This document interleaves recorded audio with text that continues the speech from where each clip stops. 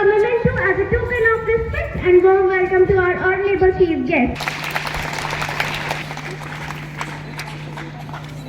सादर प्रणाम। आज का यह अवसर सिर्फ एक कार्यक्रम नहीं बल्कि युवा शक्ति, नवाचार और राष्ट्र निर्माण का समझने, तर्क करने और निर्णय लेने की संस्कृति प्रदान करता है। यही तो लोकतंत्र की असली आत्मा है, जैसे संवाद और जनप्रिय निर्णय। भारत का इतिहास इस बात का साक्षी है कि जब युवा कांग्रेस संकल्प कर ले तो असंभव भी संभव हो उठता है। यही युवा स्वामी विवेकानंद बनते हैं, यही युवा भगत सिंह बनकर क्रांति का बिगुल बजाते हैं और यही युवा वैज्ञानिक बनकर देश को सूर्य और चांद तक पहुंचा देते हैं। आज हम उसी शक्ति को जागृत करने के लिए यहाँ एकत्रित हुए हैं। आज हमारे देश को आवश्यकता है कि तकनीक जानने वाला युवा अब्दुल कलाम बने, IIT NIT से पढ़ने वाला छात्र नासा के लिए नहीं अपितु इसरो के लिए काम करे। हम क्रिकेट, हॉकी, फुटबॉल, कबड्डी खेले तो भारत के लिए खेले। यदि कोई बेटा दास दौड़कर नारी सशक्तिकरण का उदाहरण देती हुई स्वर्ण जीते तो वह भारत के लिए जीते। हमारे गांव का युवा आगे आए और देश हित में नीरज चोपड़ा की तरह भला करके रचनाएं ऐसी रची जाए कि साहित्य का नोबेल भारत को प्राप्त हो। हम शिष्टाचार यूं अपनाए कि जापान से पहले भारत का नाम हो।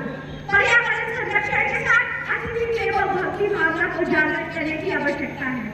जो युवा दौड़ सकता है वो दौड़े, जो चल सकता है वो चले, परंतु अपने कर्तव्य का निर्वाह अवश्य करें और सिर की गर्दन की भांति नेतृत्व क्षमता के साथ। इसी के साथ मैं युवाओं का आह्वान करना चाहूंगी कि उठो जवान, देश की वसुंधरा पुकारती, उठो जवान, देश की वसुंधरा पुकारती, ये देश है पुकारता पुकारती मां भारती। अपने इन्हीं विचारों के साथ आज मैं आपसे कहना चाहती हूँ कि आज की यह युवा संसद सिर्फ संवाद का मंच नहीं, ये राष्ट्र के भविष्य का प्रशिक्षण स्थल है। यहाँ बोला गया हर विचार भविष्य की नीति बन सकता है। इसलिए सोचिए, बोलिए, सुनिए और सीखिए। याद रखिए, भारत को महान बनाने का समय आने वाला नहीं है, वह समय आज है और वह शक्ति आज। इसी विश्वास के साथ युवा संसद 2025 के पावन सत्र की हम शुरुआत करते हैं। जय Hind.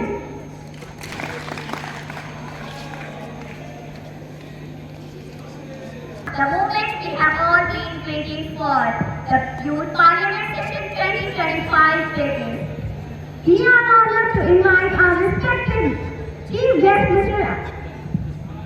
Movement for discussion, debates and dialogue that will reflect awareness and leadership to young India. महोदय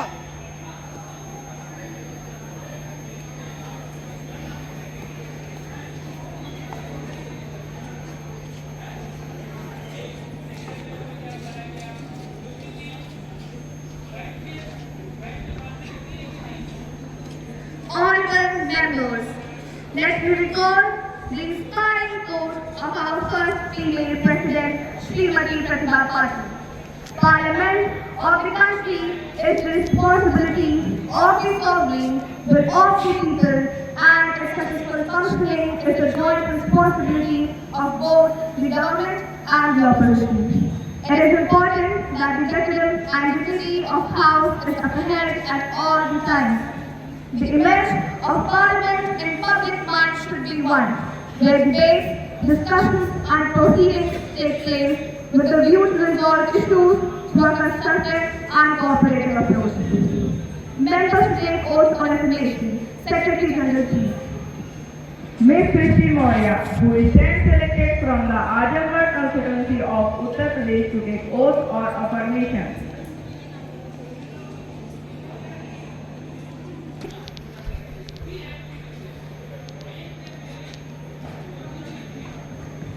I, Srishti Maurya, having been elected a member of the lower house of the Youth Parliament, do swear in the name of God that I will bear true faith and allegiance to the Constitution of India as I belong established, that I will uphold the sovereignty and integrity of India, and that I will faithfully discharge the duty upon which I am about to enter.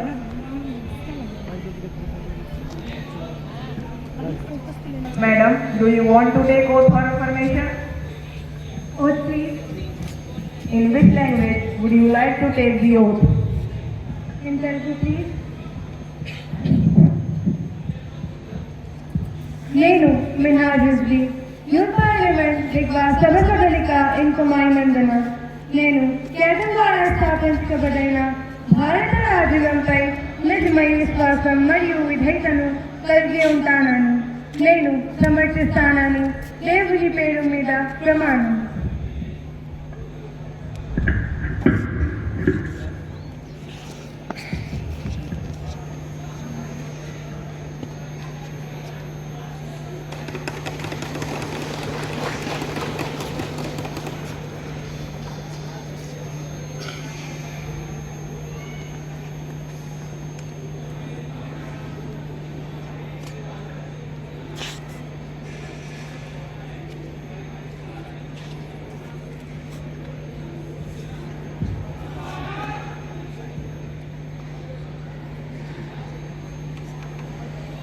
Ms. Kirti Mitra, who is hand selected from the Ayodhya constituency of Uttar Pradesh to take oath or affirmation.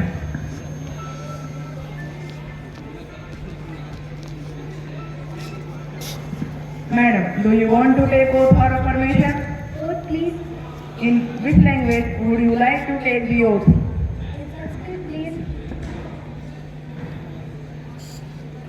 अहं कीर्ति मिश्रा युवा सांसदस् निम्नसदनस् सदस्यत्वेन निर्वाचिता सन् ईश्वरस्य नाम्ना सत्यं करोमि यथा अहं भारतसंविधाने यथा कानूने स्थाप्यते यथार्थं विश्वासं निष्ठां च वारिष्यामि यथा अहं धारयिष्यामि भारतस्य सार्वभौमत्वम् अखण्डता च यस्मिन् कर्तव्ये अहं प्रविष्टु प्रविता आसीत् तदा निष्ठाया निर्वाहिष्यामि इति च इति.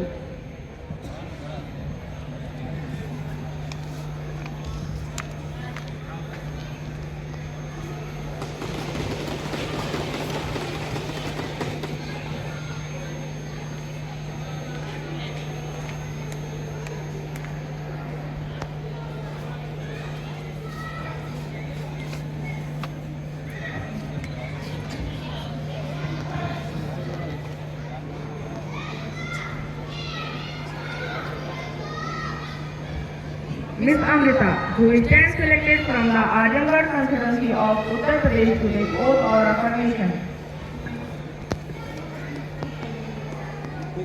Madam, do you want to take oath or affirmation? Oath, please. In which language would you like to take the oath? Hindi, please. मैं अमृता जो युवा संसद सदस्य के रूप में निर्वाचित हुई हूँ ईश्वर की शपथ लेती हूँ कि विधि द्वारा स्थापित भारत के संविधान के प्रति सच्ची श्रद्धा और निष्ठा रखूंगी. मैं भारत की प्रभुता और अखंडता अक्षुण्ण रखूंगी तथा जिस पद को मैं ग्रहण करने वाली हूँ उनके कर्तव्यों का श्रद्धापूर्वक निर्वहन करूंगी.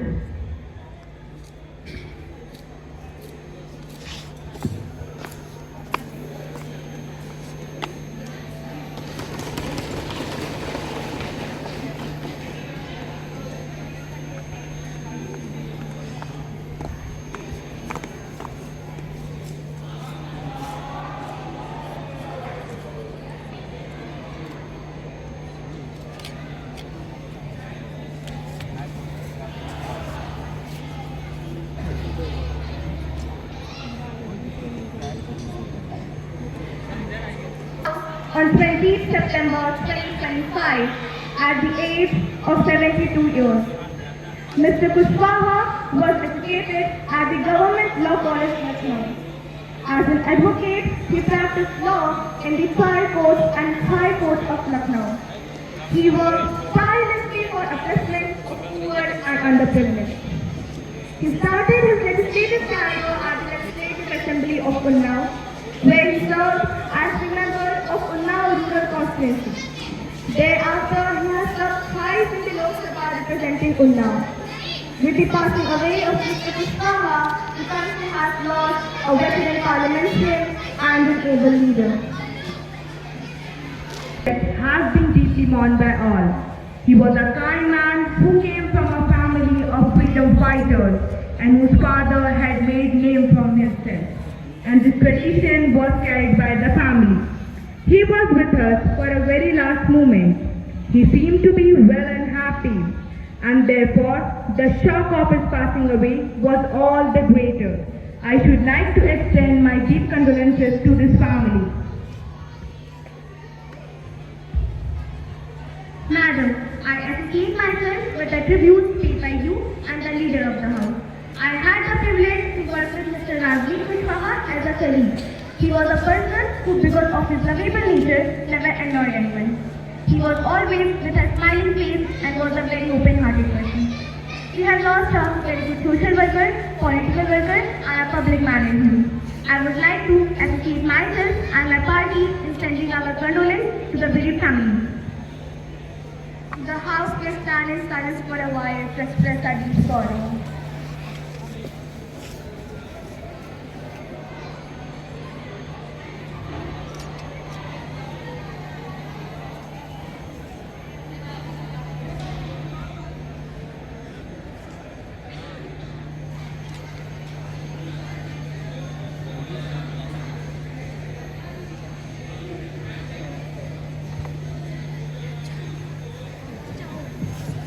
And through you to the House, my colleague, the new Minister, Minister of Labour and Employment, Ms. Anushka.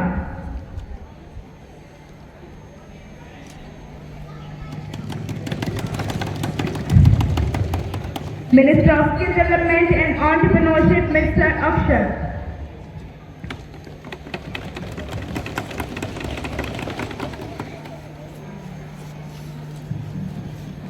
Now we will have the question asked. First, question number 101, Ms. Aradhya Graham.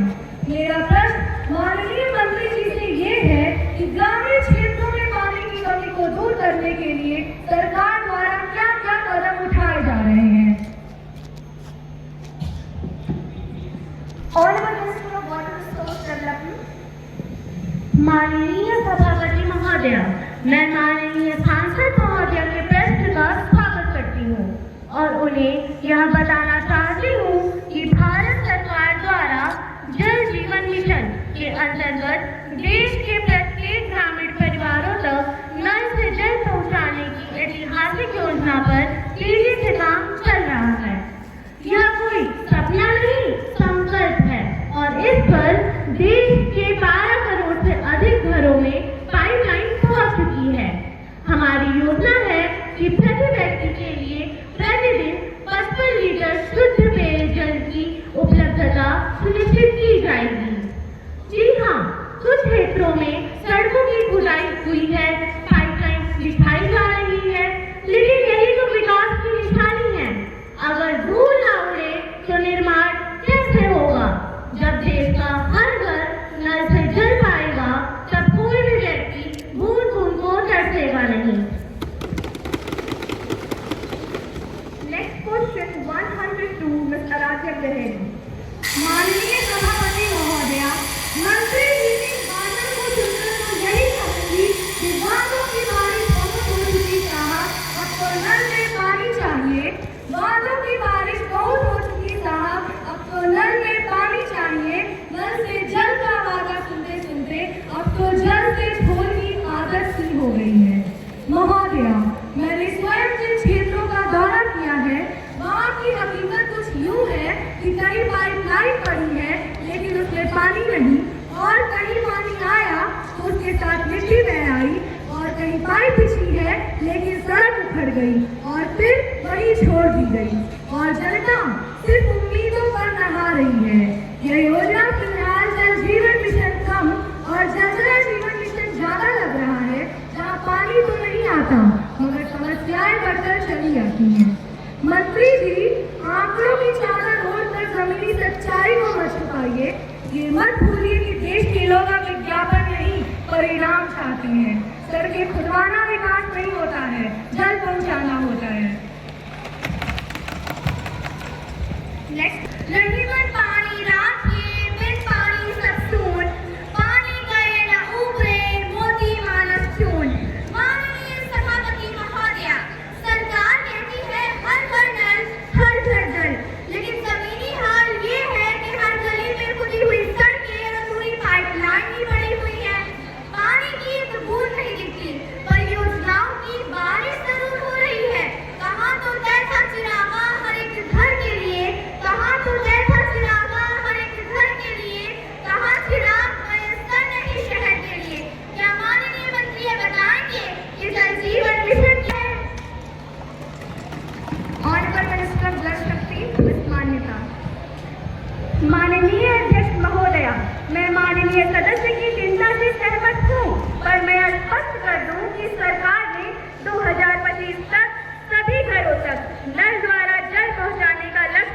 पारित किया था, जिसमें 80% क्षेत्रों में काम पूरा हो चुका है। कुछ स्थानों में तकनीकी बाधाओं और मानसून के कारण देरी हुई, लेकिन उन पर भी काम चल रहा है। सरकार की मंशा पानी से नहीं, प्रदर्शन से साबित होती है।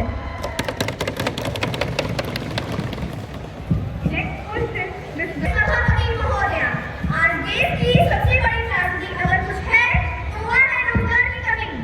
देश का पढ़ा लिखा युवा डिग्रियों के ढेर पर बैठा है और हाथों में काम नहीं है।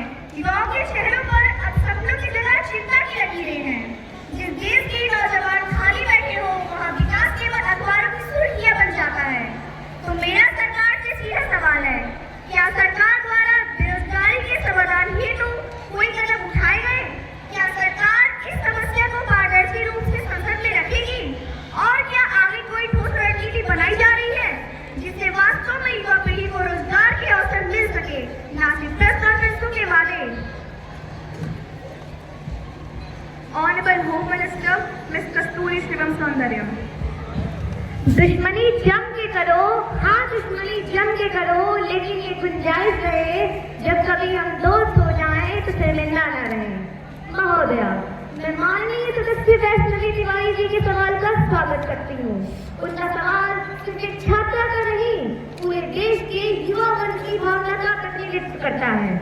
सरकार ने बेरोजगारी को केवल एक आंकड़ा नहीं, एक जमीन सच्चाई मानकर कदम उठाए हैं और हम आंकड़ों के पीछे नहीं छुपते। इसलिए हमने 3 क्षेत्रों में काम शुरू किया है। पहला, कौशल और शिक्षण। सरकार ने स्किल इंडिया, पीएम कौशल विकास योजना जैसी योजनाओं के जरिए युवाओं को केवल पढ़ाई नहीं बल्कि काम करने लायक कौशल देने पर भी जोर दिया है। आज हर जिले में कौशल केंद्र खोले जा रहे हैं। दूसरा, स्टार्टअप और उद्यमिता। हमने स्टार्टअप इंडिया और मेक इन इंडिया को जमीन तक पहुंचाया है। युवा अब नौकरी ढूंढने वाले नहीं, रोजगार देने वाले बन गए हैं। सरकार 0% ब्याज पर लोन और व्यावसायिक मार्गदर्शन भी दे रही है। तीसरा, टेक्नोलॉजी और नवाचार। आज का भारत AI, मशीन लर्निंग और ग्रीन टेक की ओर बढ़ रहा है। हम चाहते हैं कि भारत का युवा सिर्फ मोबाइल यूजर नहीं, उसका क्रिएटर बने।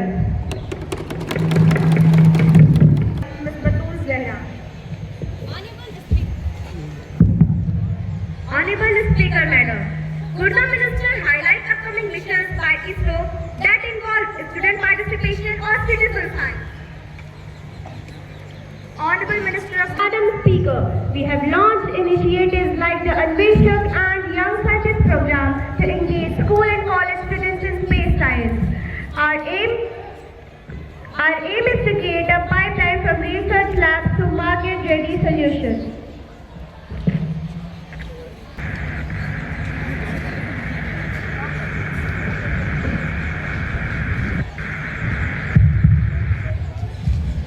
माननीय अध्यक्ष महोदया, क्या यह सत्य है कि भारत के अनेक विज्ञान संस्थानों में अनुसंधान पद खाली और संसाधन सीमित?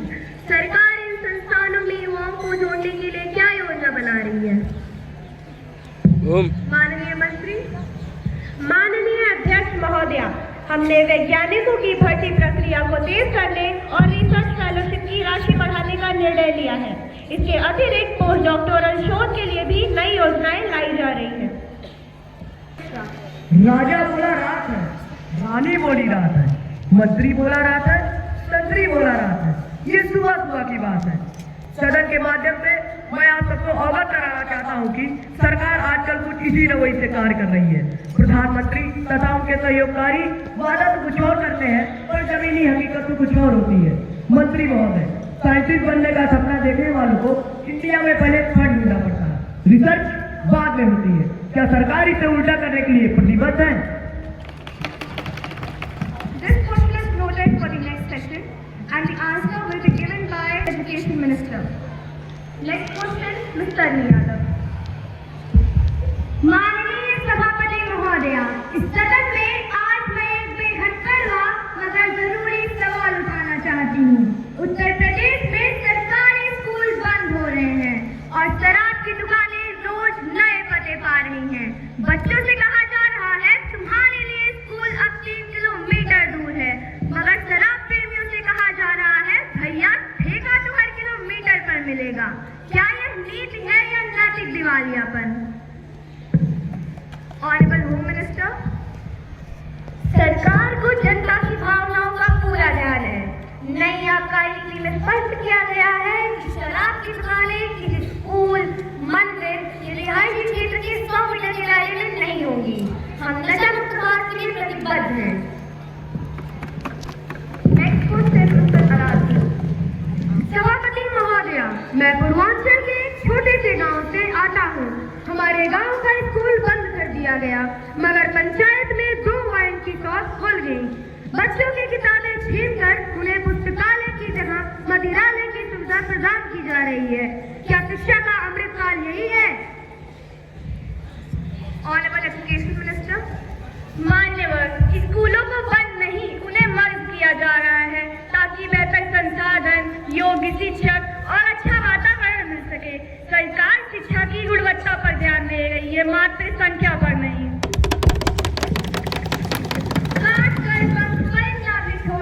जान भी ले ली और जिंदा भी छोड़ दिया। इसलिए स्कूलों की नई सोच की होनी चाहिए मंत्री जी। जिस राज्य में बच्चे स्कूल ढूंढते फिरे तो समझ जाइए कि देश का भविष्य किस मोड़ पे खड़ा है। Next question Ashutosh Pande. माननीय सभापति महोदया, मेरा यह प्रश्न माननीय रक्षा मंत्री जी से है कि अग्निवीर के क्रियान्वयन के बाद देश भर के युवाओं में असंतोष फैला है। क्या इसकी समीक्षा की गई है? अगर हाँ, तो किन बिंदुओं पर? ऑनरेबल डिफेंस मिनिस्टर, माननीय सभापति महोदया, मैं माननीय सदस्य के प्रश्नों का स्वागत करती हूँ। अग्निपथ योजना युवाओं को राष्ट्र सेवा का अवसर देती है। यह केवल 4 साल की नौकरी नहीं, बल्कि 40 साल जिंदगी की तैयारी है। सरकार ने युवाओं की चिंताओं को गंभीरता से लिया है। हमने योजना में कुछ संशोधन भी किए हैं, जैसे भर्ती आयु सीमा में लचीलापन और बाद में सेवाओं में प्राथमिकता। यह कोई ठेके की नौकरी नहीं, बल्कि सेवा का सौभाग्य है। सेवा का सौभाग्य। लेकिन जब 4 साल के बाद अग्निवीर बाहर होंगे तो न पेंशन की नीड, न नौकरी की गारंटी, कागज पर सैनिक और मैदान में बेरोजगार। क्या उन्हें स्थायी सैनिकों जैसा सम्मान मिलेगा या वे बस चुनावी स्लोगन बन के रह जाएंगे? मंत्री जी, ऑनरेबल मिनिस्टर, मैं clarified the government commitment. 11 lakh रुपए की सेवानिधि दी जाएगी। साथ ही CRPF, राज्य पुलिस और अन्य सेवाओं में वरीयता दी जाएगी।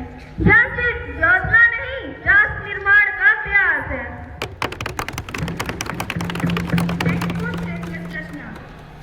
माननीय सभापति महोदया, देश की सीमा पर तैनात जवान अत्यधिक ठंड और विषम परिस्थितियों में सेवा दे रहे हैं।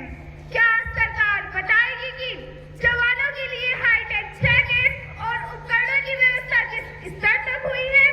क्या मॉडर्न इंफ्रास्ट्रक्चर को बेहतर करने के लिए कोई ठोस कदम उठाए गए हैं?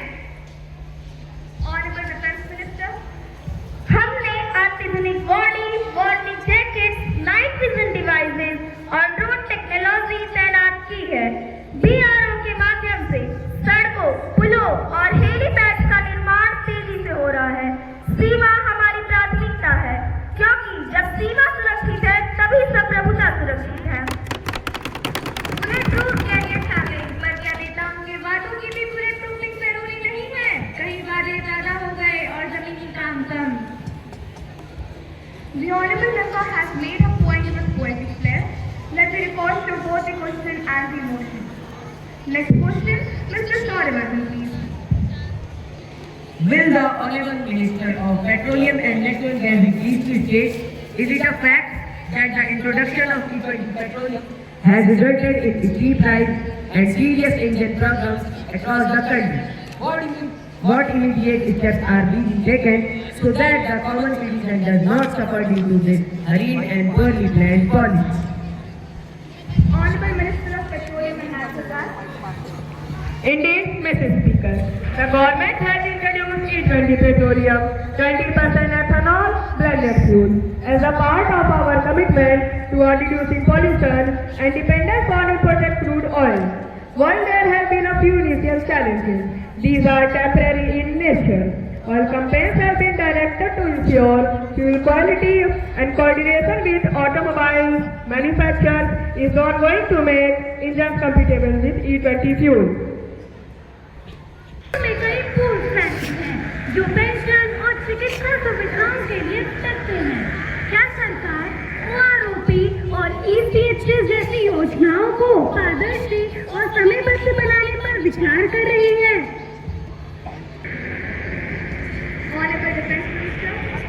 वन रैंक वन पेंशन लागू हो चुकी है। अब तक 57,000 करोड़ रुपए की राशि 5 किस्तों में वितरित की जा चुकी है। ECHS को डिजिटल प्लेटफॉर्म से जोड़ा गया है ताकि पहुंच आसान हो। पूर्व सैनिकों का सम्मान शब्दों से नहीं कार्यों से किया जाता है। पर क्या पेंशन की किस्तें उतनी तेजी से आती हैं जितनी तेजी से सरकार की विज्ञापन घोषणाएं? Let the House will be concerned. The matters are being referred to the Standing Committee on Defense Welfare.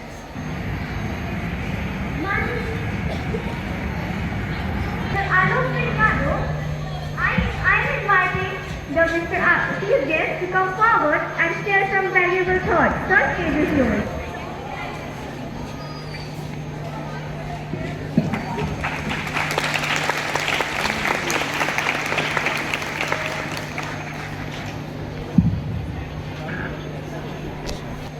आज जलालपुर की सर्जरी के पूरे जलालपुर क्षेत्र के सबसे प्रतिष्ठित छात्र लब्ध विद्यालय जो जलालपुर के विकास और जलालपुर के मान सम्मान को बढ़ाने का काम करने वाला ये रेडियन का विद्यालय, विद्यालय के संस्थापक, विद्यालय के मैनेजर और इस विद्यालय में जिनका भी खून पसीना लगा हुआ है कि बूथ इस चीज के निर्माण में लगा हुआ है, मैं उनका सबका सम्मान करता हूं। इस मंच के माध्यम से आभार प्रकट करता हूं।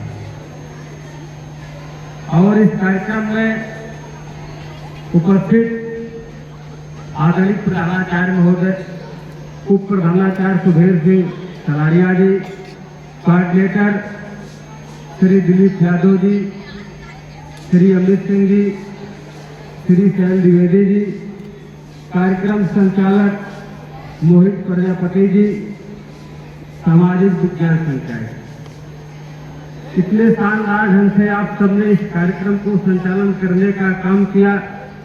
इसलिए सम्मानित मंच से इस जायज से मैं आप सबका आभार व्यक्त करता हूँ और धन्यवाद देता हूँ। और धन्यवाद देने के साथ साथ बधाई भी देता हूँ, क्योंकि जब पूरे देश में, जिसमें हमारा भी देश है, लोकतंत्र के मूल्यों में कहीं न कहीं कुछ न कुछ गिरावट आ रही है। मैं भी 2 दिन पहले गूगल से सर्च किया, लोकतंत्र के आयाम में तमाम देशों में कमियां आ रही है। जब इस समय इस तरीके की समस्या से लोकतंत्र जूझ रहा है, तो आप इस नेक काम के लिए जो सराहनीय कार्य है, बच्चों के बीच में लोकतंत्र की समझ, लोकतंत्र के मायने और लोकतंत्र की ताकत को बताने के लिए आपने इसका मंथन करवाया, जीवंत करने का काम कर रहे हैं। इसलिए पूरे जितने स्टाफ इसमें लगे हुए हैं, आपको आभार प्रकट करता हूं। और सामने जो हमारे छात्र छात्राएं, नन्हे मुन्ने बच्चे जो देश के भविष्य हैं, उनका भी आभार प्रकट करता हूं, बधाई देता हूं। सम्मानित बच्चों, हम इसलिए बीच में बोल रहे हैं कि लोकतंत्र के आयाम में एक बड़ी प्रक्रिया है वोट देना। लोकतंत्र के आयाम में अंग में एक बड़ी प्रक्रिया है वोट देना। सभी लोग जानते हैं वोट के बिना लोकतंत्र नहीं हो सकता, क्योंकि पूरे भारत के कुछ राज्यों में, संपूर्ण भारत में FIR की प्रक्रिया चल रही है। तो FIR की प्रक्रिया में हमको जाना मीटिंग है, लखनऊ से प्रभारी आ रहे हैं। इसलिए इसके लिए भी हम क्षमा चाहते हैं, कार्यक्रम आपका हम समाप्ति तक नहीं आ पाए और बीच में हम संबोधन करके आपको चले जाएंगे। इसलिए आप लोग जान लीजिएगा कि मैं क्यों जा रहा हूँ बीच में बोलकर। SIR के नाते जो है मैं जा रहा हूँ। आप सभी लोग लोकतंत्र के मायने जानते हैं ना, इसमें बताने की बहुत जरूरत नहीं है, हो सकता है अध्यापक लोग बताएं। लोकतंत्र के मायने, लोकतंत्र आपको आजादी देती है, आपको समानता देती है, आपको लोकतंत्र के माध्यम से जो आपका यह व्यक्ति है व्यक्त करने की आजादी देती है। तो स्वस्थ लोकतंत्र देश के लिए और देश के नागरिकों के लिए बहुत जरूरी है। लोकतंत्र को बनाए रखने के लिए, लोकतंत्र को जिंदा रखने के लिए ये सभी नागरिकों की जिम्मेदारी है और जिम्मेदारी होनी भी चाहिए कि हम लोग लोकतंत्र को जिंदा रखने के लिए हमारी जो जिम्मेदारी है उस पर हम खड़े होते हैं। और वो जो आज आप लोग मंथन कर रहे हैं, इसके माध्यम से संवाद करने का मौका मिल रहा है, निर्णय लेने का मौका मिल रहा है, समझने का मौका मिल रहा है। जब आप लोग पढ़ाई के पीरियड छात्र जो पढ़ता है, जब निर्णय लेने की क्षमता उसमें आ जाती है, जब वो किसी पद पे जाता है, पढ़ लिख करके जब IAS बनता है, डॉक्टर बनता है, सचिव बनता है, विदेश सचिव बनता है, आप सबसे कोई नेता बनेगा, कोई मुख्यमंत्री बनेगा, कोई विधायक बनेगा, तो जो आप लोग यहाँ से सीख करके समझ करके जाएंगे वो देश के लिए, देश के हित में काम आएगा। इसलिए ये कार्यक्रम होते रहे, क्योंकि समय के अभाव के नाते लगातार हमारा फोन इसलिए बज रहा है क्योंकि हमको हम जिम्मेदारी मिली, हम ज्यादा नहीं बता पा रहे हैं आप लोगों को।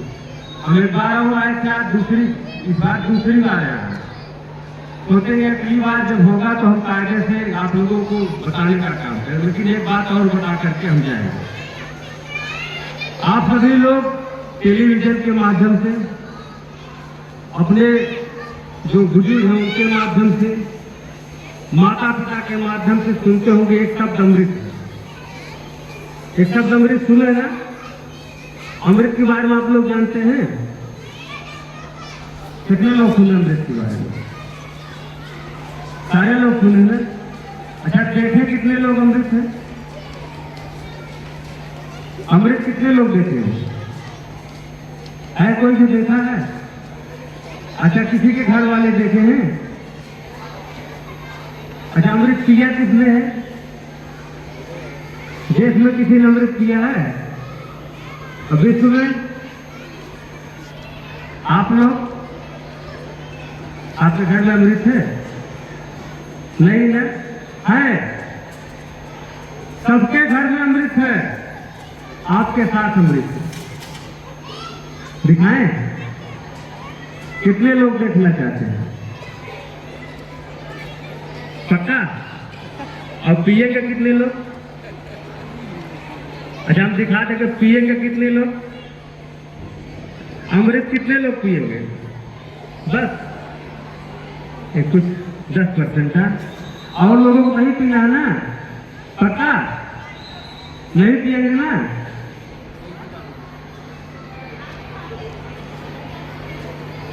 लेकिन पिया मत।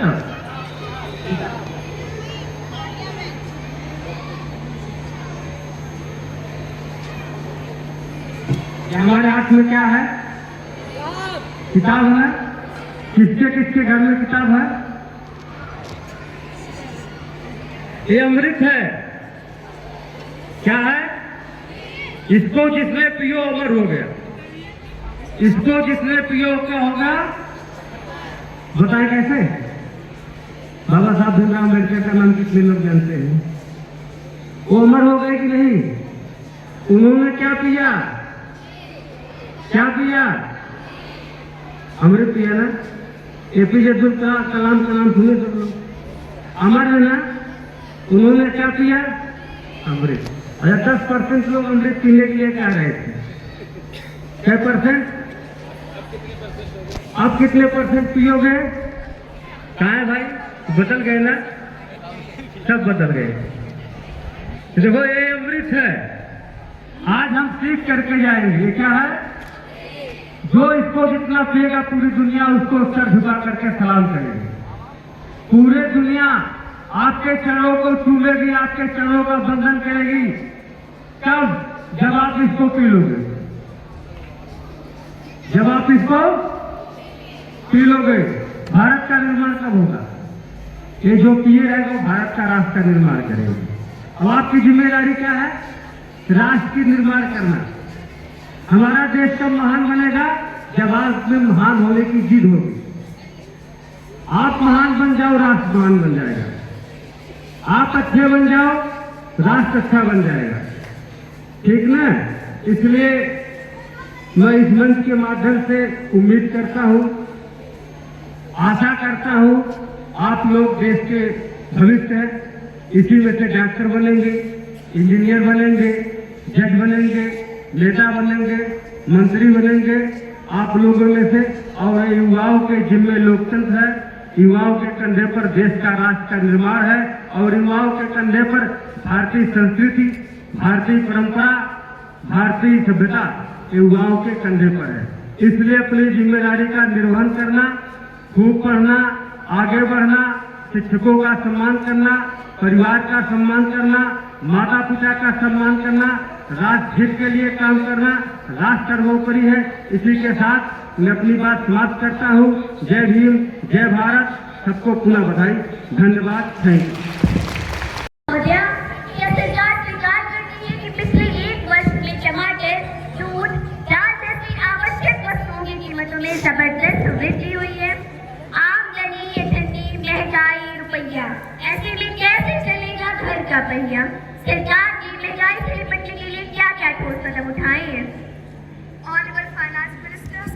महंगाई एक वैश्विक चुनौती है। भारत की जीडीपी तुलनात्मक रूप से नियंत्रित रही है।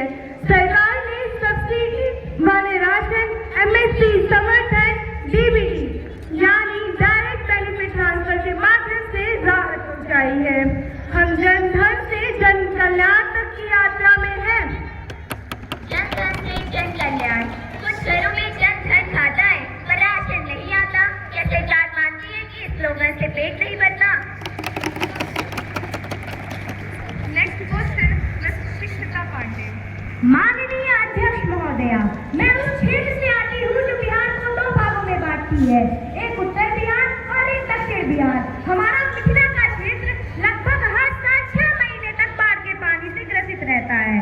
जब मैं राज्य सरकार से यह बात पूछती हूँ तो जवाब मिलता है, भैया ये विदेश का मामला है, नेपाल पानी छोड़ देता है और चीना डैम बना देता है।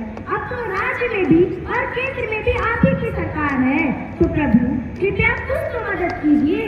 दूसरी बात, संसद में क्या दिया गया है कि ड्रेस कोड यह होना चाहिए, लेकिन मैं तो बाढ़ के उस इलाके से आती हूँ जहाँ मुझे जैसे तैसे साड़ी समेट कर संसद तक पहुँचना पड़ता है।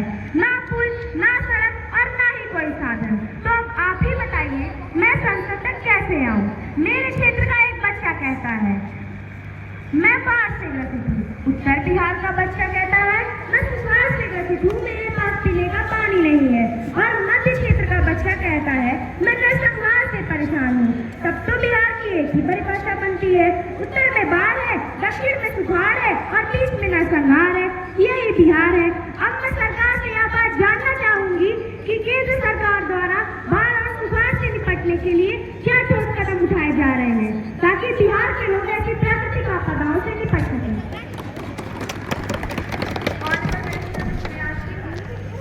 माननीय अध्यक्ष महोदया, सदस्यों द्वारा उठाए गए प्रश्न अत्यंत गंभीर और जनहित से जुड़े हुए हैं।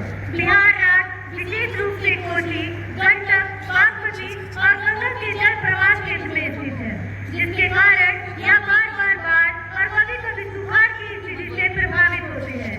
केंद्र सरकार ने इस दिशा में कई महत्वपूर्ण कदम उठाए हैं।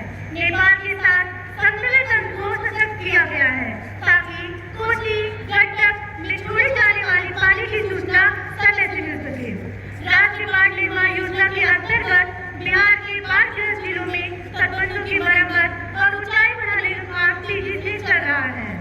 साथ ही केंद्र सरकार और राज्य सरकार मिलकर दीर्घकालीन सुखाड़ बाढ़ प्रबंधन प्रोजेक्ट तैयार कर रही है, जिसमें नली जोड़ने की संभावना पर अध्ययन चल रहा है। सरकार का लक्ष्य सिर्फ राहत देना नहीं बल्कि अस्थायी समाधान प्रदान करना है ताकि आने वाले वर्षों में बिहार के लोग इन आपदाओं से मुक्त होकर विकास के मार्ग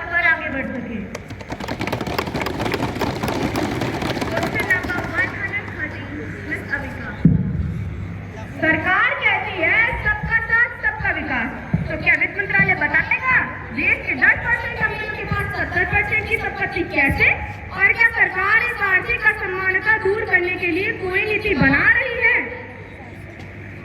ऑनरेबल फाइनेंस मिनिस्टर। भारत सरकार इंक्लूसिव ग्रोथ की नीति पर चलती है। सामाजिक सुरक्षा, डिजिटल बैंकिंग, उज्ज्वला और किसान सम्मान निधि जैसे कार्यक्रमों से हम असमानता को कम करने की कोशिश कर रहे हैं। संपत्ति का वितरण बाजार की प्रकृति है, परंतु विकास का फल सभी तक पहुंचे यही हमारा ध्येय है। आपका ध्येय अच्छा है मंत्री जी, लेकिन पेट खाली हो तो नीति नहीं रोटी चाहिए।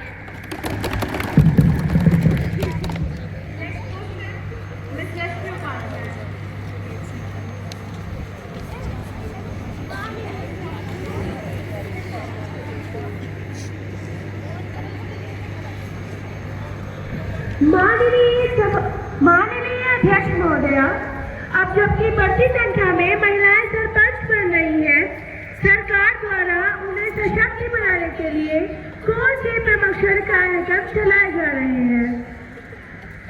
Honorable Minister, under the Rashtriya Gram Swaraj Abhiyan, women sarpanches are being trained in leadership, digital tools and e-governance platforms. We are also facilitating mentoring networks to ensure long-term empowerment.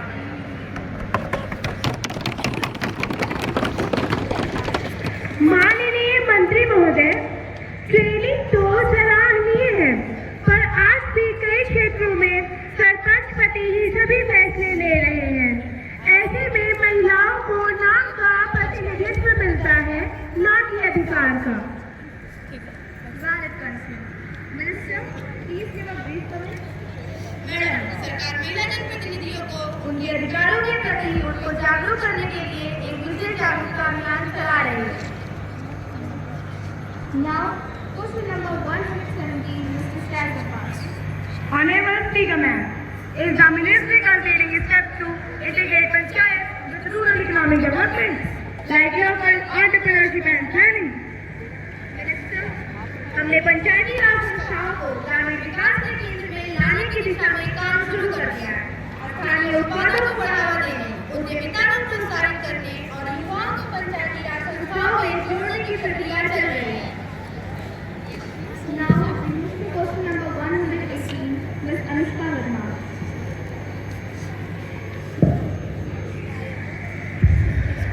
Honorable Speaker Madam, India is among the top nations in scientific publications, but our innovation to product conversion remains low. Can the Minister explain what steps are being taken to bridge the gap between academic research and industrial applications? Honorable Minister of Science and Technology. Madam, we have launched several initiatives like the Technology Development Fund, National Research Foundation, and the Atal Innovation Mission to strengthen the innovation ecosystem. Our aim is to create a pipeline from research labs to market-ready solutions. Question number 119, माननीय अध्यक्ष महोदया, हमारे देश के वैज्ञानिकों ने Covid टीका बनाकर दुनिया में मिसाल पेश की, परंतु ग्रामीण क्षेत्रों में वैज्ञानिक सोच की बात है। क्या सरकार साइंटिफिक टेम्पर को बढ़ाने के लिए कोई ठोस कार्यक्रम चला रही है? माननीय मंत्री। माननीय अध्यक्ष महोदया, हमारे देश के हम वैज्ञानिक सोच को बढ़ावा देने के लिए विज्ञान प्रसार कार्यक्रम चला रहे हैं। हम मोबाइल साइंस लैब, विज्ञान मेले और डिजिटल टूल्स के जरिए विज्ञान को जन जन तक पहुंचाया जा रहा है। मंत्री महोदया, विज्ञान ज्ञान आती है, पर ग्रामीण बच्चे पूछते हैं क्या इसमें नेटफ्लिक्स चलता है? मूल्यांकन सिर्फ फिजिक्स से नहीं, समझ से होनी चाहिए। Next question, Ms. Anumeha Singh. Honorable Speaker Madam, despite rapid aviation growth, Tier 2 and Tier 3 cities still struggle with connectivity. Could the Honorable Minister say whether the Udan Tagi schemes are being met effectively? Honorable Minister of Civil Aviation. Madam, the Udan scheme has successfully launched over 450 routes connecting unreserved places. Please, are actively working with state and private flyovers to increase the availability and frequency of these flights. Question number 121, Ms. Africa. Honorable Speaker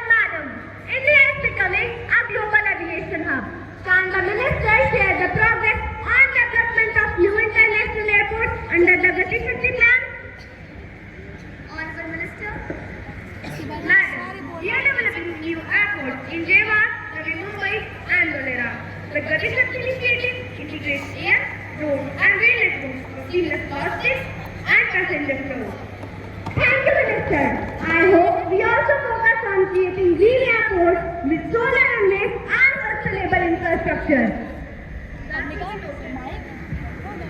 Question number 123, Ms. Ayana. तुम्हारे पाँव के नीचे जमीन नहीं है, तुम्हारे पाँव के नीचे जमीन नहीं है। कमाल यह है कि फिर भी तुम्हें यकीन नहीं है। माननीय अध्यक्ष महोदय, हाल ही में कई घटनाएं सामने आई हैं जहां यात्रियों ने बताया है कि विमान के अंदर एसी बंद था, शौचालय गंदे थे और क्रू प्रतिक्रिया नहीं दे रहा था। क्या सरकार यात्रियों की सुरक्षा और सुविधा सुनिश्चित करने के लिए कोई निगरानी तंत्र बना रही है?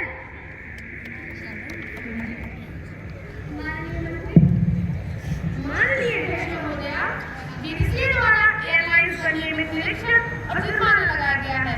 यात्री अपनी शिकायतें एयर सेवा पोर्टल पर दर्ज कर सकते हैं। मंत्री जी, हम सुधार के लिए इंडस्ट्री से लगातार संवाद करते हैं।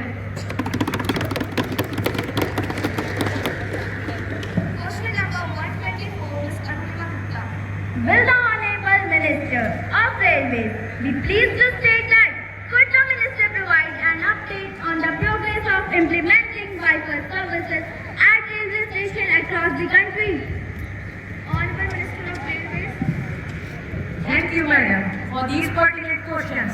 I am pleased to provide an update on the initiatives related to Wi-Fi services and cyber security within the Indian Railways. Wi-Fi services. The Indian Railways has been actively working on implementing Wi-Fi services at railway stations across the country. As of now, a substantial number of major railway stations has been already equipped with high-speed Wi-Fi connectivity, providing passengers with access to the internet. This initiative enhances the travel experience for passengers and facilitates digital connectivity. Please tell us that what steps are being taken to enhance cyber security measures for ensuring the safety of online transactions and passengers' data on the railway's digital platform. The safety of passenger data and online transactions is of paramount importance to us. We have taken several steps to enhance cyber security within the railway's digital platforms. We have implemented robust encryption protocols to safeguard sensitive passenger information during online transactions. We employ advanced firewalls and intrusion detection systems to prevent unauthorized access and cyber attacks. Regular cyber security audits are conducted to identify vulnerabilities and address them promptly. We conduct awareness programs for users to educate them about safe online practices, like not sharing sensitive information and using strong passwords. Next question, Ms. Serious. सियासत कुछ इस तरह से आवाम पे एहसान करती है, आंखें छीन लेती है और चश्मे दान करती है। माननीय सभापति महोदय, चुनाव में 24 घंटे बिजली देने का वादा किया गया था। अब तो 24 घंटे वादों की ही बिजली चमकती है। जनता गर्मी से तप रही है, लेकिन सरकार सिर्फ प्रेस कॉन्फ्रेंस में रोशनी फैला रही है। क्या सरकार बताएगी बिजली कटौती समस्या से निपटने के लिए कौन से ठोस कदम उठाए गए हैं?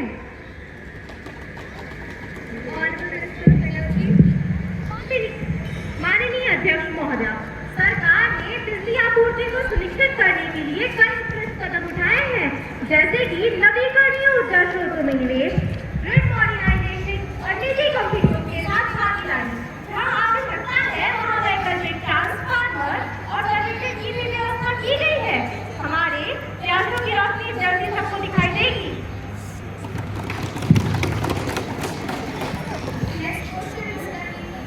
माननीय मंत्री जी, आज का युवा डिग्रियों का बोझ लेकर बेरोजगारी की कतार पर खड़ा है।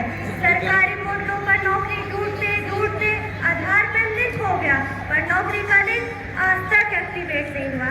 क्या सरकार बताएगी कि इस बेरोजगारी से निपटने के लिए क्या कदम उठाया गया है और आगे क्या योजना होगी? माननीय सभापति महोदया, हम सभी जानते हैं कि बेरोजगारी एक गंभीर समस्या है। सरकार ने प्रौद्योगिकी और कौशल विकास के क्षेत्र में निवेश किया है। पीएम कौशल विकास योजना, स्टार्टअप इंडिया और डिजिटल इंडिया जैसे अभियानों से हम युवाओं को आत्मनिर्भर दिशा में आगे बढ़ा रहे हैं। सिर्फ नौकरियों के पीछे भागना नहीं, अब नौकरी पैदा करने वाला युवा बनाना है।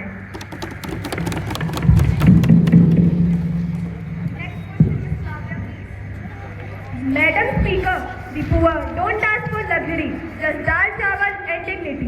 But in many places, the ration distributed smell worse than the politics behind it. Will the Honorable Minister of Food and Civil Supplies be pleased to state, is the government aware that spoiled grains and substandard pulses are being distributed in several period shops? What monitoring mechanism is in place to ensure safe and quality ration reaches the poor? Or is ration now just another word for rejection? Honorable Minister of Food and Civil Supplies. Madam Speaker, I would like to thank the honorable member for raising sensitive yet and important concern. Yes, in some isolated cases, complaints about poor grain quality have been received, and let me assure this House that we are not in failure.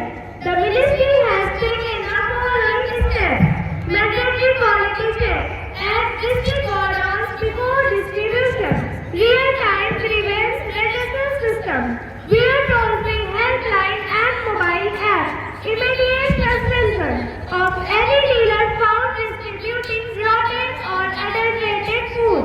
Let it be known that it is not charity. It is the right of every citizen at this government to protect the right. Honorable Minister, please tell us if any steps had been taken under Black Marketing and Essential Commodities Act. Government has not been taken to this.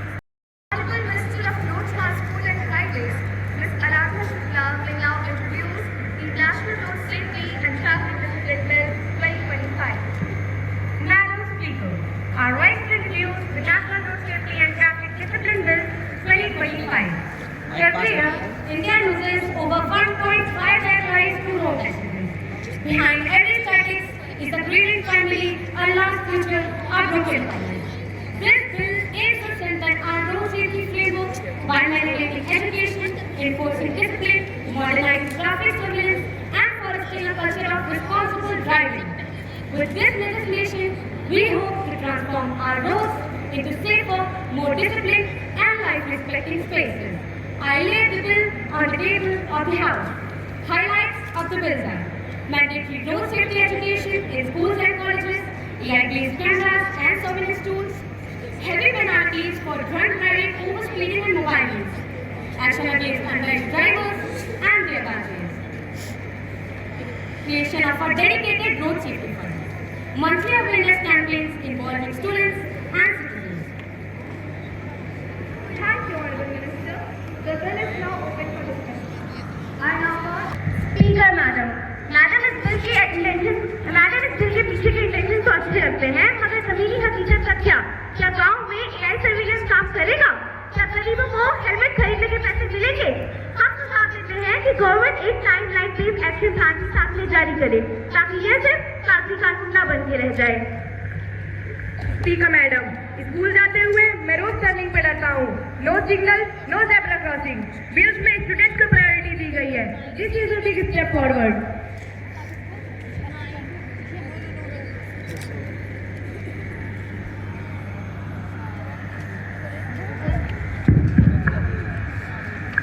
Respected speaker ma'am, मैं आज एक ऐसे मुद्दे पर बात करना चाहती हूँ जो हमारे देश की सबसे बड़ी समस्या बन चुकी है, अंडर एज ड्राइविंग।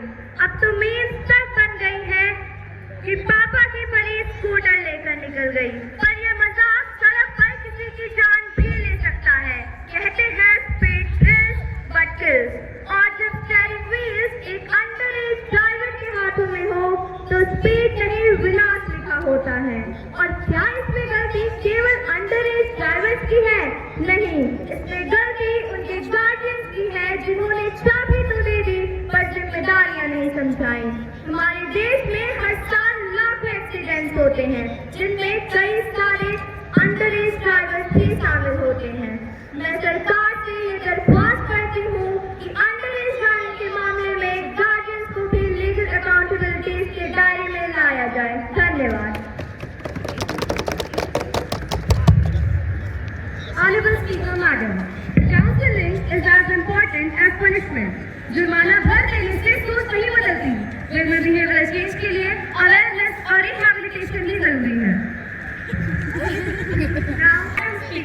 मैं सभी माननीय सदस्यों का धन्यवाद करती हूँ।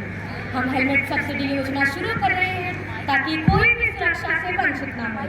अंडर एज ड्राइविंग पर गार्जियन लायबिलिटी को सख्ती से लागू किया जाएगा। 20 शहरों में AI ट्रैफिक मॉनिटरिंग ऑलरेडी चालू है और रूरल एरियाज के लिए मॉडिफाइड मॉडल्स बन रहे हैं। और सबसे महत्वपूर्ण, हर एक स्कूल के लिए सड़क सुरक्षा क्लब अनिवार्य किया जाएगा। ये बिल केवल सजा का नहीं, संवेदनशीलता और सहभागिता का प्रतीक है। Let us not wait for the another act's bill to act. Let us pass this bill today.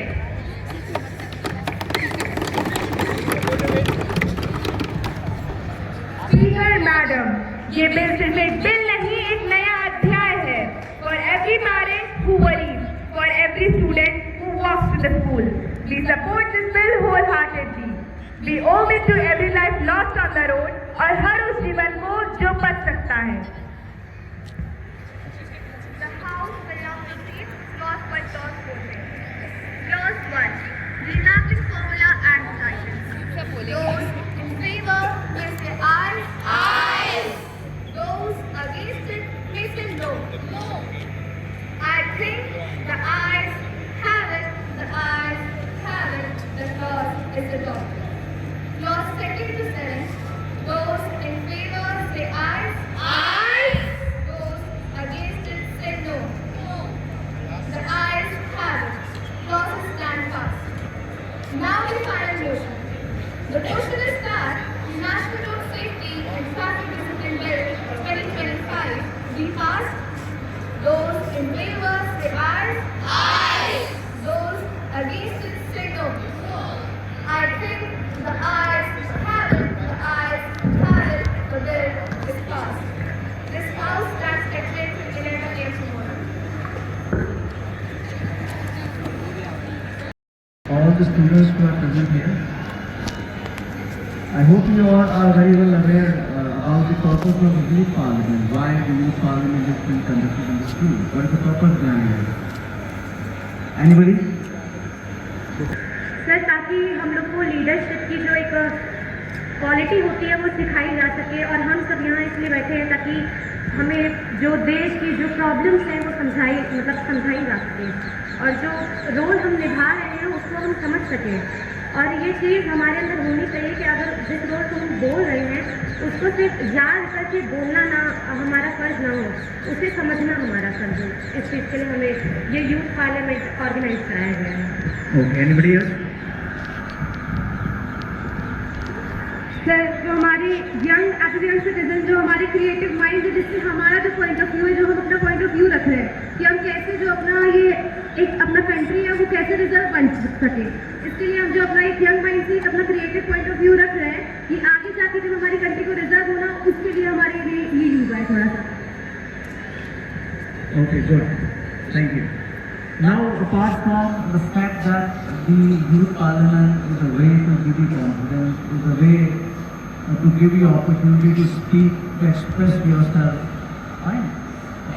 Most of the important aspect of the youth parliament, that's the reason why we conduct that in the school, is to give an idea how democracy works, how the decisions are being made for the country. Anybody can come up, fine, and fight against the decisions which are being made, but you as a student, many of you will become good leaders in future, fine. Many of you will fight for the election. So you all must be having an idea how democracy works, you all must be having an idea about how parliament works, how decisions are being made, fine. What are the different aspects which are being put forward by the government in the part for the development of the country, and the role of the opposition as well. So there's a lot of churning and burning of mind, churning and burning of ideas before something comes into action. Fine. So it was really great performance done by all the students present here. I thank you, all of you. But also I would like to thank all the in charges of the Youth Parliament for this great show. Thank you very much.